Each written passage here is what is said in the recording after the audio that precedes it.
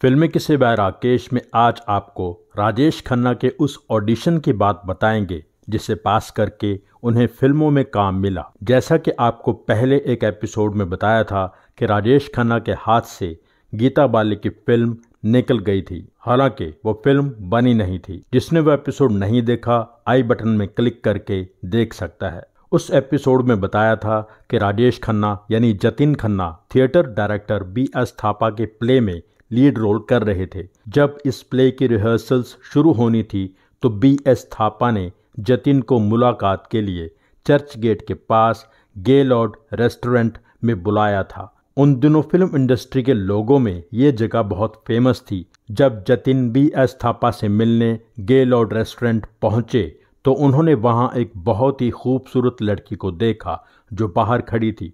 वो लड़की किसी को तलाश करती अंदर चली गई। फिर जतिन भी अंदर चले गए। ये देख के जतिन बहुत खुश हुए कि वो खूबसूरत लड़की B.S. थापा के पास ही बैठी थी। B.S. थापा ने जतिन को पास बुलाया और कहा, इससे मिलो, ये तुम्हारे प्ले की हीरोइन है, इसका नाम है अंजू महेंद्रू। ये जतिन और अंजू की पहली मुलाकात थी। तब उन्हें नहीं पता था कि आगे चल के वो बहुत करीबी दोस्त बनने वाले थे। उनकी गहरी दोस्ती होने में ज़्यादा समय नहीं लगा। उन्हीं दिनों जब गीता बाली की फिल्म में जतिन को काम नहीं मिला तो वो थोड़े उदास रहते। फिर प्लेज में मन लगाना शुरू कर दिया था। एक इंटर कॉलेज कंपटीशन में जतिन डायरेक्टर V.K. शर्मा के प्ले में बहुत इंपॉर्टेंट रोल निभा रहे थे। प्ले के दिन एक विरोधी कॉलेज के ग्रुप के साथ उनकी थोड़ी कहासुनी हो गई। जब स्टेज पर जतिन परफॉर्म करने आए तो विरोधी ग्रुप ने जतिन पर केले के छिलके और अंडे फेंकने शुरू कर दिए। मारपीट शुरू हो गई और प्ले कैंसिल करना पड़ा। जतिन बहुत बुरी तरह रोते हुए V.K. शर्मा के पास आए और कहने लगे, मेरे सपने कभी पूरे नहीं होंगे। V.K. शर्मा और 3-4 दोस्तों ने जतिन का हौसला बढ़ाने के लिए कह दिया कि हमें पता है कि यह हरकत किसने की है। सब लोग कार में बैठकर उस कसूरवार को ढूंढने निकल गए, ये सोचकर कि जहां मिलेगा उसकी पिटाई करेंगे। जतिन खुद कार चला रहे थे लेकिन कुछ हाथ नहीं लगा। लेकिन दोस्तों के सपोर्ट और लॉन्ग ड्राइव से जतिन का गुस्सा और दुख कम हो गया। V.K. शर्मा ने जतिन की पीठ थपथपाते हुए कहा कि तू इतना रोता क्यों है, रोया मत कर, सब ठीक ही होना है अंत में। जतिन का मन बहुत हल्का हुआ, लेकिन इस घटना ने जतिन का दिल तोड़ दिया था। उन्हें लगने लगा था कि उनके सपने ही गलत हैं।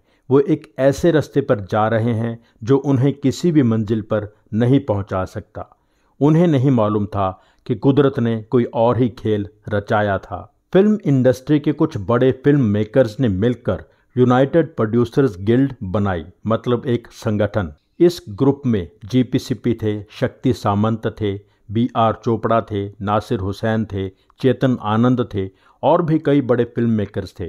यूनाइटेड प्रोड्यूसर्स के इस ग्रुप ने टाइम्स ऑफ इंडिया ग्रुप के साथ मिलकर एक कॉन्टेस्ट ऑर्गेनाइज किया। टाइम्स ऑफ इंडिया ग्रुप का मैगजीन था फिल्म फेयर। 1965 में हुए इस कॉन्टेस्ट का नाम था United producers film fair talent contest. Jatin को उसमें हिस्सा लेने के लिए सबसे ज्यादा अंजू महेंद्रू ने ही मोटिवेट किया। तब तक दोनों की दोस्ती बहुत गहरी हो चुकी थी। बात फाइनल राउंड तक पहुंच गई। फाइनल राउंड के लिए सब कंटेस्टेंट्स को उनके पसंद के डायलॉग्स दिए गए थे जो उन्होंने तैयार करके आने थे और जजेस के सामने परफॉर्म करना था।